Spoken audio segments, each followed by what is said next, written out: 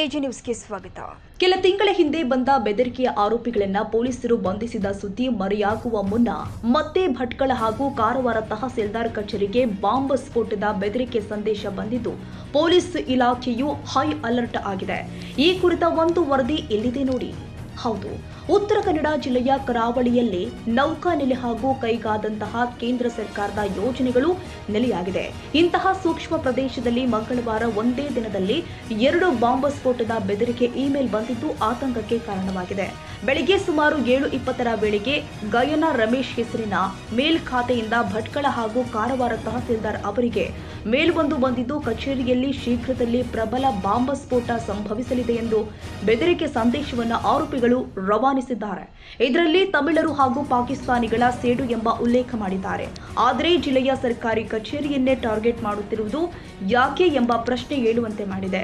ಇನ್ನು ಮತ್ತೊಂದು ಹುಸಿ ಬಾಂಬ್ ಬೆದರಿಕೆ ಎಂಬುದು ಮೇಲ್ನೋಟಕ್ಕೆ ತಿಳಿತಾ ಇದೆ. ಆದರೂ ಈ ವಿಷಯವನ್ನ ಕಾರವಾರ ತಹಸೀಲ್ದಾರ್ ನರೋನರವರು ಕಾರವಾರ ಪೊಲೀಸರಿಗೆ ಮಾಹಿತಿ ಕೊಟ್ಟಿದ್ದಾರೆ.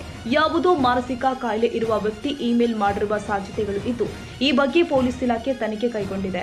ತಕ್ಷಣವೇ ಭಟ್ಕಳ ಹಾಗೂ ಕಾರವಾರ ಪೊಲೀಸರು ಆಯಾ ಸ್ಥಳಕ್ಕೆ ಧಾವಿಸಿ ಪರಿಶೀಲನೆ ನಡೆಸಿದ್ದಾರೆ. ಮುನ್ನೆಚ್ಚರಿಕೆ ಕ್ರಮವಾಗಿ ಕಾರವಾರದಿಂದ ಬಾಂಬ್ ನಿಷ್ಕ್ರಿಯ ದಳವನ್ನ ಕರೆಸಿಕೊಳ್ಳಲಾಗಿದೆ. ಸದ್ಯ ಎಲ್ಲ ಅಧಿಕಾರಿಗಳು ಹಾಗೂ ಸಿಬ್ಬಂದಿಯನ್ನ ಕಚೇರಿಯಿಂದ ಹೊರಗೆ ಕರೆಸಿದ್ದು ತಲಾಶ್ ಜಾರಿಯಲ್ಲಿ ಇದೆ. ದಿನಾಂಕ 16/12/2025 ಇವತ್ತು ಮುಂಜಾನೆ ಒಂದು 7:25 ಸಮಯಕ್ಕೆ ಒಂದು email tahsildar Bhatkal email ID ಅವರಿಗೆ ಒಂದು ಬಾಂಬ್ ಇದೆ ಅನ್ನೋದು ಒಂದು ಥ್ರೆಟ್ ಮೇಲ್ ಒಂದು ಬಂದಿರುತ್ತೆ. ಈ ಸಂಬಂಧಪಟ್ಟಂಗೆ ಅಲ್ಲಿಂದ ತಹಸೀಲ್ದಾರ್ ಅವರು ನಮಗೆ ಪೊಲೀಸ್ ಠಾಣೆಗೆ ತಿಳಿಸಿ ಇಮಿಡಿಯೇಟ್ ಆಗಿ ನಮ್ದು ಅಲ್ಲಿರೋ ಇನ್ಸ್ಪೆಕ್ಟರ್ ಕೂಡ ಹೋಗಿ ಅಟೆಂಡ್ ಮಾಡಿ ಅಲ್ಲಿ ಆಫೀಸ್ ಪ್ರಿಮೈಸಸ್ನ ಕ್ಲೋಸ್ ಮಾಡಿದ್ದೀವಿ. ಇಲ್ಲಿಂದ ನಮ್ದು ಕಾರವಾರದಿಂದ AC ಟೀಮು ಮತ್ತು ಬಾಂಬ್ ಸ್ಕ್ವಾಡ್ ಕೂಡ ತಿಳಿಸಿದ್ದೀವಿ ಅಲ್ಲಿ ಚೆಕ್ ಮಾಡೋದಕ್ಕೆ. ಇವಾಗ ಅಲ್ಲಿ ಚೆಕ್ ಮಾಡ್ತಾ ಇದ್ದಾರೆ ಅದ್ರ ಬಗ್ಗೆ. ಇದ್ರ ಜೊತೆಗೆ ನಾವು ನಿನ್ನೆ ಕೂಡ ಅದೇ ಥರ ಬಾಂಬ್ ಥ್ರೆಟ್ ಇಮೇಲ್ ಮಂಗಳೂರಲ್ಲಿ ಕೂಡ ಬಂದಿದೆ, ಅದು ಪ್ರಕರಣ ದಾಖಲಾಗಿದೆ. ಆಮೇಲೆ ಹಾಸನಲ್ಲೂ ಕೂಡ ಆ ಥರ ಆಗಿದೆ. ಪ್ಲಸ್ ಇಲ್ಲಿ ಇವಾಗ ಒಂದು ಅರ್ಧ ಗಂಟೆ ಮುಂಚೆ ಇವಾಗ ಕಾರವಾರ ತಹಸೀಲ್ದಾರ್ ಇಮೇಲ್ ID ಕೂಡ ಅದೇ ಥರ ಒಂದು ಥ್ರೆಟ್ ಬಂದಿದೆ. ಇದ್ರ ಬಗ್ಗೆ ನಾವು ಪ್ರಕರಣ ದಾಖಲು ಮಾಡಿದ್ದೀವಿ. ಇದ್ರ ಬಗ್ಗೆ ನಾವು ಕೂಡಲೇ ತನಿಖೆ ಕೈಗೊಂಡು ಇದು ಯಾರ ಇಮೇಲ್ ID ಇಂದ ಬಂದಿದೆ ಅಂತ ಪತ್ತೆ ಹಚ್ತೀವಿ.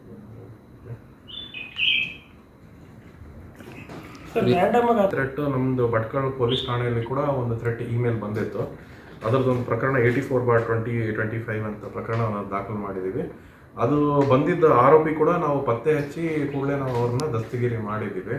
ಅದು ಪ್ರಕರಣ ಕೂಡ ಆಗಿದೆ, ಅದು ದಸ್ತಗಿರಿ ಮಾಡಿದ್ದಾಯಿತು. ನಾವು ಪತ್ತೆ ಹಚ್ಚಿ ಭಟ್ಕಳ ಠಾಣೆಯಲ್ಲಿ ಆಗಿದ ಅದೊಂದು ಜುಲೈ ತಿಂಗಳಲ್ಲಿ ಆಗಿದ್ದು. ಅವ್ರದ್ದು ಕೂಡ ಅವ್ರ ಮೇಲೆ ಅನೇಕ ಪ್ರಕರಣಗಳಲ್ಲಿದ್ದು ಕೂಡ ನಾವು ಚಾರ್ಜ್ ಶೀಟ್ನು ಕೂಡಲೇ ನಾವು ಸಲ್ಲಿಸ್ತಾ ಇದ್ದೀವಿ. ಅದರ ಬಗ್ಗೆ ಸರ್ ಈಗ ಬಂದಿರೋ ಮೇಲಲ್ಲಿ ಇದ್ರ ಬಗ್ಗೆ ಅಲರ್ಟ್ ಆಗಿರೋಕ್ಕೆ ಹೇಳಿದ್ದೀವಿ. ಆ ಥರದ ಯಾವುದೇ ಸಸ್ಪಿಷಿಯಸ್ ಆ್ಯಕ್ಟಿವಿಟೀಸ್ ಯಾವುದಾದ್ರೂ ಕಂಡು ಬಂದಿದ್ರೆ ಇಮಿಡಿಯೇಟ್ ಆಗಿ ಅವ್ರನ್ನ ಎನ್ಕ್ವೈರಿ ಮಾಡೋದಕ್ಕೆ ಹೇಳಿದ್ದೀವಿ. ಸೊ ಅದ್ರ ಜೊತೆಗೆ ಇವಾಗ ಇಮೇಲ್ ಬಂದಿರೋದ್ರಿಂದ ನಾವು ಅದರ ಇಮೇಲ್ ID ಯಾರಿಂದ ಬಂದಿದೆ ಅಂತ ಎಲ್ಲ ಚೆಕ್ ಮಾಡಿ ಪತ್ತೆ ಹಚ್ತೀವಿ, ಎಲ್ಲಿಂದ ಮಾಡಿದ್ದಾರೆ, ಅವ್ರದ್ದು ಏನು ಉದ್ದೇಶ ಇದೆ ಅನ್ನೋದೆಲ್ಲ ನಾವು ಆರೋಪಿ ಐಡೆಂಟಿಫೈ ಆಗಿದ ತಕ್ಷಣ ನಾವು ಅದ್ರ ಬಗ್ಗೆ ತಿಳ್ಕೊತೀವಿ.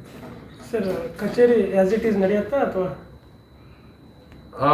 ಇದು ಇಮಿಡಿಯೇಟಾಗಿ ಇದೊಂದು ಕ್ಲಿಯರೆನ್ಸ್ ಆಗಿದ ತಕ್ಷಣ ನಮ್ಮದು ಟೀಮ್ ಎಲ್ಲ ಚೆಕ್ ಮಾಡಿ ಅದಾದಮೇಲೆ ನಾವು ಬಂದೋಬಸ್ತ್ ಮಾಡ್ತೀವಿ. ಅದು ಬಂದಿರೋರು ಯಾರ್ಯಾರು ಬರ್ತಾರೆ ಅವ್ರು ಚೆಕ್ ಮಾಡಿಕೊಂಡು ಆ ಪ್ರಿಮಿಸಸ್ಸಲ್ಲಿ ನಾವು ಅಲರ್ಟ್ ಇಟ್ಕೊಂಡು ಇದು ಮಾಡ್ತೀವಿ. ಬಾಂಬ್ ಸ್ಕ್ವಾಡ್ ಏನಾದರೂ ಹೋಗಿದೆಯಾ?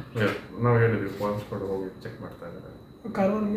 ಕಾರವಾರಲ್ಲಿ ಅದಾಗಿದ ತಕ್ಷಣ ಕೂಡಲೇ ಇಲ್ಲೂ ಕೂಡ ಬರ್ತಾರೆ. Thank you sir. ಇವತ್ತು ಬೆಳಗ್ಗೆ ನಮ್ಮ ತಹಸೀಲ್ದಾರ್ ಇಮೇಲ್ ಐಡಿಗೆ ಇವತ್ತು ಬೆಳಗ್ಗೆ ನಮ್ಮ ತಹಸೀಲ್ದಾರ್ ಇಮೇಲ್ ಐಡಿಗೆ ಒಂದು ಮೇಲ್ ಸಂದೇಶ ಬಂದಿದೆ. ಏನಂದರೆ ಈ ಥರ ತಹಸೀಲ್ದಾರ್ ಕಚೇರಿಗಳಿಗೆ ಬಾಂಬ್ ಇಡ್ತಾ ಇದ್ದೀವಿ. ಯಾವ ತಹಸೀಲ್ದಾರ್ ಕಚೇರಿ ಏನು ಅಂತ ಏನೂ ಬರೆದಿಲ್ಲ, ಯಾವುದೇ ನಿರ್ದಿಷ್ಟ ಇಲ್ಲ. ಸೊ ಈ ವಿಷಯವನ್ನು ನಾವು ಮಾನ್ಯ ಜಿಲ್ಲಾಧಿಕಾರಿಗಳ ಗಮನಕ್ಕೆ ತಂದಿದ್ದಾನೆ. ಸೊ ಅವರು ತಕ್ಷಣ ಪೊಲೀಸ್ ಅವರನ್ನು ತಿಳಿಸಿ ಅಂದಿದ ತಕ್ಷಣ ನಾವು ಪೊಲೀಸಿಗೆ ತಿಳಿಸಿದ್ವಿ. ಸೊ ಪೊಲೀಸ್ನವರು ಈಗ ಒಂದು ರೌಂಡಿಂಗ್ ಚೆಕ್ ಮಾಡಿದ್ದಾರೆ, ಎಲ್ಲ ಸ್ಟಾಫ್ಗಳನ್ನು ಹೊರಗಿಟ್ಬಿಟ್ಟು. ಸೊ ಇನ್ನೂ ಅವರು ಬಾಂಬ್ ಸ್ಕ್ವಾಡನ್ನು ಕರೆದಿದ್ದಾರೆ. ಅದು ಭಟ್ಕಳ ತಹಸೀಲ್ದಾರ್ ಆಫೀಸಲ್ಲಿ ಇದೆ ಅಂತ ಹೇಳ್ತಾ ಇದ್ದಾರೆ. ಸೊ ಒಂದು 2-3 ತಾಸು ಆಗುತ್ತೆ ಬರಲಿಕ್ಕೆ. ಅಲ್ಲಿವರೆಗೆ ಯಾರೂ ಒಳಗೆ ಹೋಗಬಾರ್ದಂತ ನಿರ್ಬಂಧನೆ ಹೇಳಿದ್ದಾರೆ. ಅದೇ ರೀತಿ ನಮ್ಮ ಸ್ಟಾಫ್ ಎಲ್ಲ ಹೊರಗಡೆ ಇದ್ದಾರೆ. ಈಗ ಅಲ್ಲಿಂದ ಬಾಂಬ್ ಸ್ಕ್ವಾಡ್ ಮತ್ತು ಬಾಕಿ ಟೀಮ್ಸ್ ಬಂದು ಕನ್ಫರ್ಮೇಷನ್ ಕೊಟ್ಟ ಮೇಲೆ ಆಫೀಸನ್ನು ಸ್ಟಾರ್ಟ್ ಮಾಡಿ ಅಂತ ಹೇಳಿದ್ದಾರೆ. ಒಂದು ಎರಡನೇದು, ಇನ್ನು ಮುಂದೆ ಸ್ವಲ್ಪ ಈ ಎಚ್ಚರಿಕೆ ಇರೋದ್ರಿಂದ ತಮ್ಮ CCTV ಕ್ಯಾಮ್ರಾ ಮತ್ತು ಒಂದು ಡೈಲಿ ಎಂಟ್ರಿ ಮತ್ತು ಎಕ್ಸಿಟ್ ಯಾರು ಆಗ್ತಾರೋ ಅಷ್ಟು ಮಂದಿ ಡೀಟೇಲ್ಸ್ ಬರ್ಕೊಳ್ಳಿ ಅಂತ ಒಂದು SP ಸಾಹೇಬ್ರ ನಿರ್ದೇಶನ ಇದೆ. ಸೊ ಅದರಂತೆ ನಾವು ಇವತ್ತು ನಾಳೆಯಿಂದ ನಮ್ಗೆ ಒಂದ್ಸತಿ ಹ್ಯಾಂಡ್ ಓವರ್ ಆದ ತಕ್ಷಣ ನಾವು ಆ ಕ್ರಮ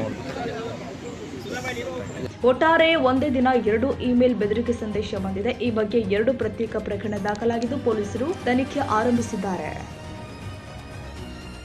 ಕನ್ನಡಿಗರ ಮೆಚ್ಚಿನ ನಿಮ್ಮ AJ 24/7 ನ್ಯೂಸ್ ಕನ್ನಡ ವಾಹಿನಿ ಇದೀಗ ಟಿವಿಯಲ್ಲಿ ಲಭ್ಯ. ಒಂದು ವೇಳೆ ನೋಟಿಸ್ ಕೊಟ್ಟಿದ್ರೆ ವಾಪಸ್ ತಗೋತೀವಿ. ಇವತ್ತು ವಕ್ಫ್ ಪ್ರಾಪರ್ಟಿ ಅಂತೇಳಿ ಬರ್ತದೆ ಅಂತ ಹೇಳಿದ್ರೆ ರೈತರು ಬೀದಿಗೆ ಬಂದ್ರೆ ಏನ್ ಮಾಡ್ಬೇಕಾಗತ್ತೆ? ಯಾರು ವೋಟ್ ಹಾಕಿಲ್ಲ ಅಂದ್ರೆ ಗ್ಯಾರಂಟಿನೆಲ್ಲ ಸ್ಟಾಪ್ ಮಾಡ್ಬಿಡ್ತೀವಿ.